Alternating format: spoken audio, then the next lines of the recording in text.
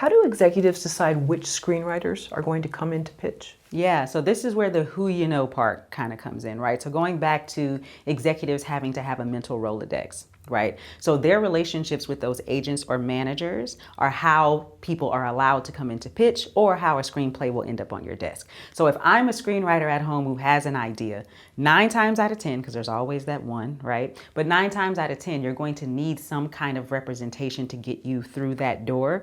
And most of that is because you don't want just anybody able to send something out somewhere, because then legally it becomes an issue, right? So executives are not allowed to read things unless they requested them, right? So sometimes it may be that that network or studio already has an idea, right? They already own the IP and they just need a writer to come and write it. So they may put their feelers out to their agents and manager friends and say, we need this kind of writer who writes this kind of thing. And we want them to come in and pitch us their take on this idea, right? So that happens sometimes. If it's their original idea, the screenwriter's original idea, then it comes from the other way. They go to their agent or manager and they say, hey, I have this idea that I think will be really good for this studio or this production company or this network. And then now that agent or manager is going to contact the executive and say, hey, this is what we have over here. Is this something you guys are looking for, interested in listening to, et cetera, et cetera. And then if the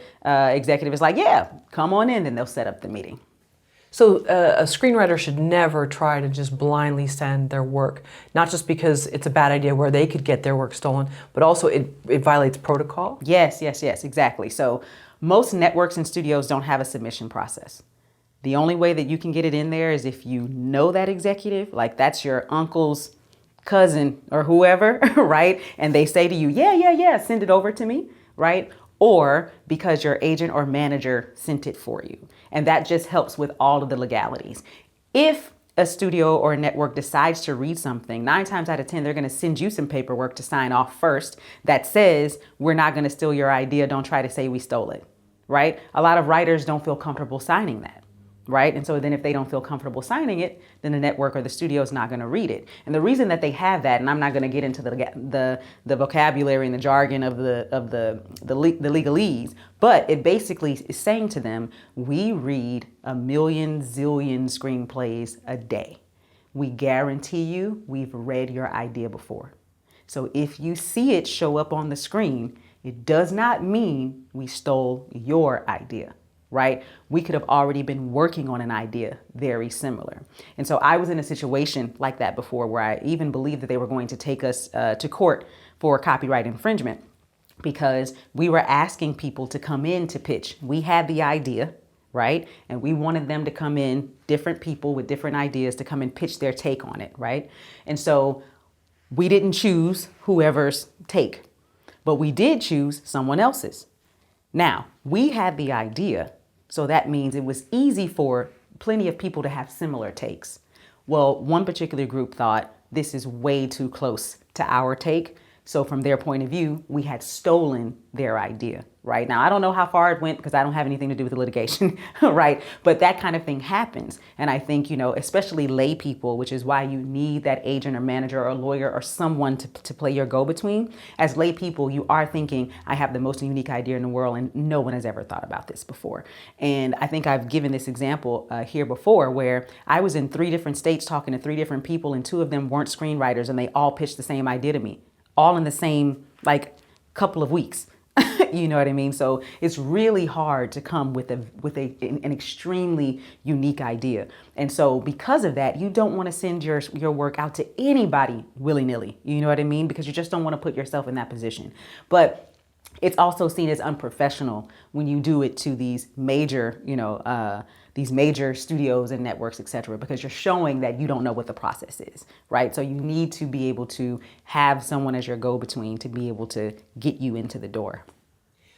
Going back to when you started your job and you were sitting at this desk and you were waiting for people to sort of bring stuff to you, how did you eventually learn what the duties of the job were and that, okay, now I have to be self-generating? Right. So, how Issa Rae always says, network across, right? Instead of networking up.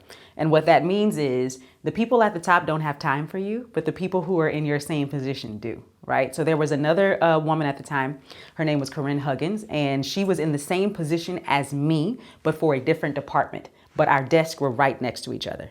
And she is the one who said, this is probably where you should start. Someone who was in the program with me, in my cohort with me, and who understood what position I was in. And with the kindness of her heart, she was like, hey, this is probably what you should be doing. And anytime she got some information, she gave me that information. And so I was able to kind of start building from there. Also, I was given a few things to do in the office that is usually for the coordinator to do, which is the highest ranked assistant in the office, who usually you can go from coordinator to executive if that's what you want to do and if there is a position open for you to do so. And I appreciated those because even though it was work for a coordinator, I had never been a coordinator before. So that means I got to learn a lot. So I did a whole lot of reporting, right? So I was the person who knew every single thing that was in development at my network, because I was the person who did the reports. I knew what the updates were for every single project. I knew where they were in whatever phase of the process they were. I knew what executive was working on each project. Also, I worked with each of the other more senior anyway, executives than I on at least one or two of their projects. So I was able to, and I was giving notes on everything. So even though I wasn't the person who was going in to physically be on the phone to give the notes, I was also giving notes on all of the projects that were coming through. So I got to kind of be in every room all the time. We had one executive come in who came from being a producer. And being a producer and kind of being independent is a little bit different from being a suit on the executive level. And the executives are the closest thing that Hollywood's going to get to a suit, outside of like your agents and managers and lawyers who are always, going to be pretty pulled up. But, executives are like the next rung of that. And so it's very corporate because a lot of these studios and networks are owned by larger corporations. So it can get very corporate, which is different for a producer. And so this particular producer gave me a lot of his responsibilities because he was like, this is just not how I do things. So here, you do it, which is the best learning curve for me, right? Just give it to me. Just let me do it and I'm going to figure it out. So once he gave it to me and allowed me to just get in there and get my feet wet, it was fine because I was able to learn as I was going. But as far as like me understanding where to start in the first place, I didn't know. I just did not know. How fearful were people networking across of losing their jobs or feeling like maybe you might get the upper hand and so they didn't give you information? Yeah, I actually only had that in maybe two situations. For the most part, people were open. I also don't think, if any of them decide to watch this video, they're probably going to be surprised that I didn't know what I was doing. You know what I mean? Because the couple of things that I was told to do, I also was the person who was in charge of all of the diversity reports for all of cable television. So I was doing a lot. I just wasn't doing executive work because I needed to be, assigned to that. And once I was assigned to it, then I had something to do. But as far as not knowing that I should be out here having lunches with people and getting to know people, like that's the part I didn't know. Once people started giving me assignments and start saying, hey, here's the script, read it. I got that. I know how to do that. Here are the dailies. Give us notes. Cool, I can do that. But as far as like day one, hey, here's your desk, just go, didn't know at all. So I'd say for the most part, there was no competition that way. Especially like, for example, with Corinne, we were in the same position and she was in a different department. So there was no way that I was going to come, one up and take her job. She, rose to the top of the ranks as she should. But there were a couple of other people who felt like I might be competition. And I think that's just for whatever reason, women are taught that. I don't know why we get into a space and we feel like only one of us can be here. I have no idea. For me, I was so busy trying to learn and trying to figure out what was going on that I wasn't thinking about anyone's job. I wasn't even thinking about being promoted. In Hollywood, people can get promoted very easily. They can spend 6 months in a job title and move to the next one. And for me, it was, have you even done that one long enough to really know what goes on in the next one? Just because I just didn't really understand how the business worked that way. So for me, I was more afraid that someone was going to try to promote me before I was prepared to be promoted. I wasn't thinking about anyone else's job. But for other people, it was, I don't know. I won't say anyone kept any information from me. I don't have evidence of that. But I do believe that there were some people who felt threatened, but that's because they felt threatened, period. Maybe it was me being me, but I think no matter who would have been in my position, you know what I mean? No matter who that person was, they may have thought, this is a person who can come and take my job. And for me, that was the last thing on my mind. I was trying to figure out how to do my own job, you know? And just quickly, is there any advice for new people who are coming from another state and they are taking on a similar position or something within the industry? Any just little common sense things, even just maybe just observe and don't speak too much? I don't know. Yeah, you know, it's weird. It really just depends on the environment of that office. You know, one of the things that happened to me was on my first day, I was told, be seen, not heard. That crushed me because I'm the kind of person who has to learn by doing. You know what I mean? So if I can't ask questions, or at least that's what I heard them say, right? If I can't ask questions, if I can't use my voice, I might as well not be here.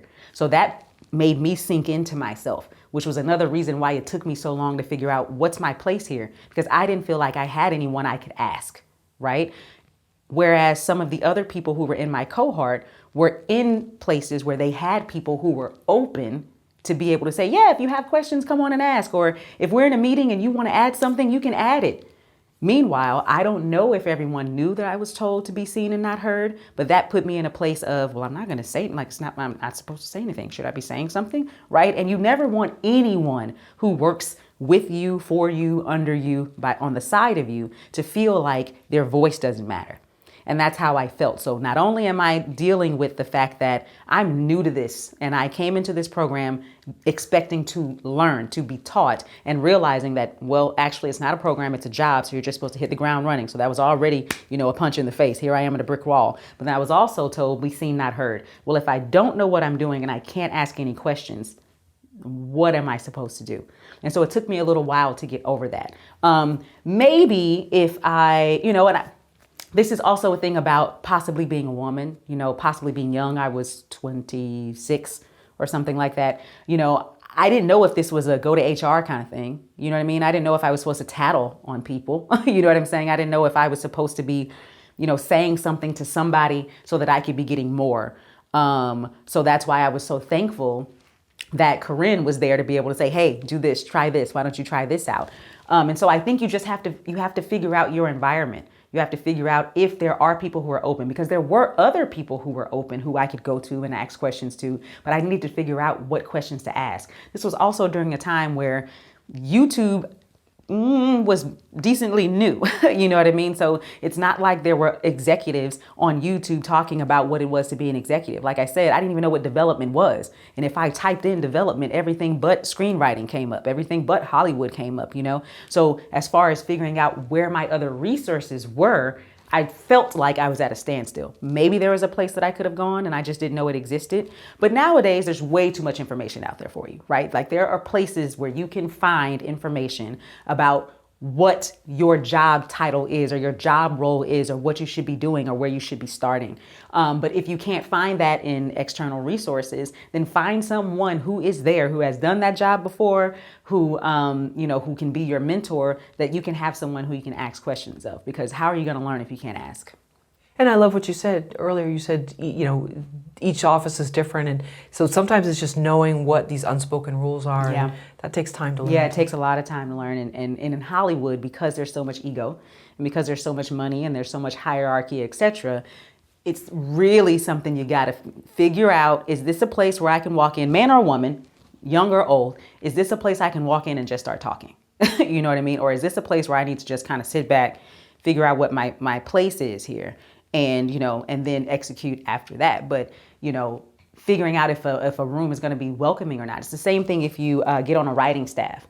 If you are on a writing staff and you are the staff writer, there are a lot of rooms that don't expect you to say anything. They expect you to just be there. You know what I mean? Then you get in a different room and that showrunner is welcoming and they want to hear your perspective and they want to know what you have to say. So you have to figure out, who are the people, who are your managers, right? And what kind of environment are they setting for you, and figure out how to play in that. And then if that's not something that you want to play in, then start figuring out your exit strategy so you can go play somewhere else, And there's a gracefulness to certain exits as well. You talked about HR, and I know it seems like things have changed. People go to HR now over something, and there can be ramifications for being that person as well. Yeah. So it's like a really fine line. Do you want to say something? Exactly. Do you not want to?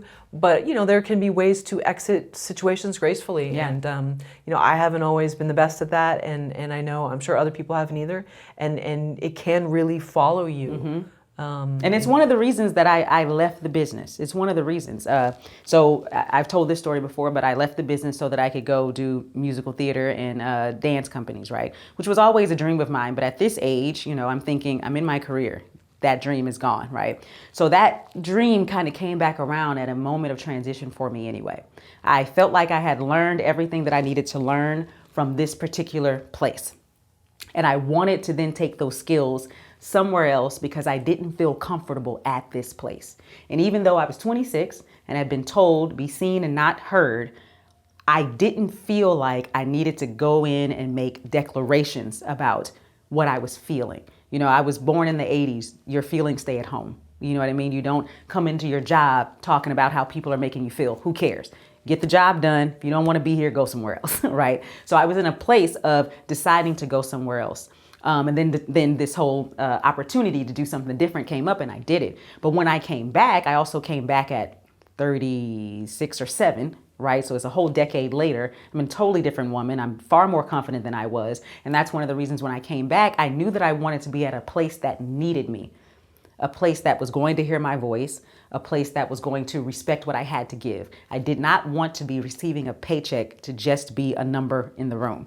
You know what I mean? Like, I have things to offer. So if you're going to hire me, then you're going to get those things. And now I'm not walking into a room looking for permission to speak. I'm here because you should want to hear my voice. If not, why are you paying me? Why am I here, right? But that's different because I have these decades of experience now. So I walk into a room totally differently. But at 26, I don't even know if I thought about going to HR. I don't even know if I considered it. Now I can look back and go, well, if I had, I might have started a problem, right? Because I know about the history and how it was 20 years ago, But at this age, I would probably talk to HR because I believe in protocol. So I believe that you have to inform people of something so that they can have an opportunity to try to fix it. Because if you don't inform them of it and you just keep it inside, then you're going to come to work frustrated every day and no one else is going to know why you're frustrated because they don't know you have a problem. So either you speak to your supervisor about your problem. If you can't speak to them, you go to the person above them. If you can't speak to them, you talk to HR, whoever it is that you're supposed to talk to try to solve the problem first if this is a place where you actually want to be and want to thrive.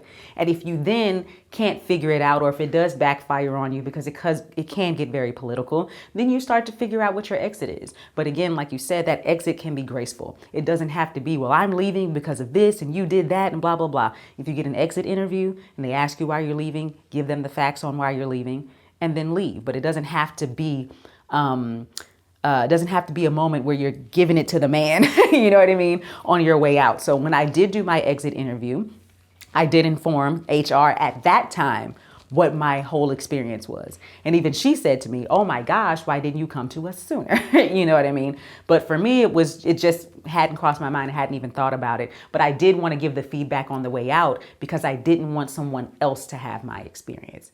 I wanted to make sure that even in their marketing, and this is where, maybe I was stepping over line, but like even in their marketing, stop calling it a program. It's not a program. It's a job, right? You need people who are ready to do the job. And if they're not ready to do the job, then you need a program that teaches them, that guides them, that gives them a mentor, that tells them some of the stuff that they need to do. Because again, I came in thinking I'm just going to be writing some great coverage and, possibly get to work with the writing staffs and blah, blah, blah, blah. I had no idea all of the rest of it even existed. And how could I, being on the outside, even coming from film school, right? And so I needed them to have that feedback. So from what I know, there was only one more cohort after me, and then the program stopped. It had nothing to do, with me and what happened. But I think, a lot of programs like that no longer exist now, and they kind of ended over the last decade. And even some of the fellowships that we know really well have been talking about ending, because money is being moved around, et cetera, et cetera. But I do think that it was necessary because it's very hard to go from assistant to executive.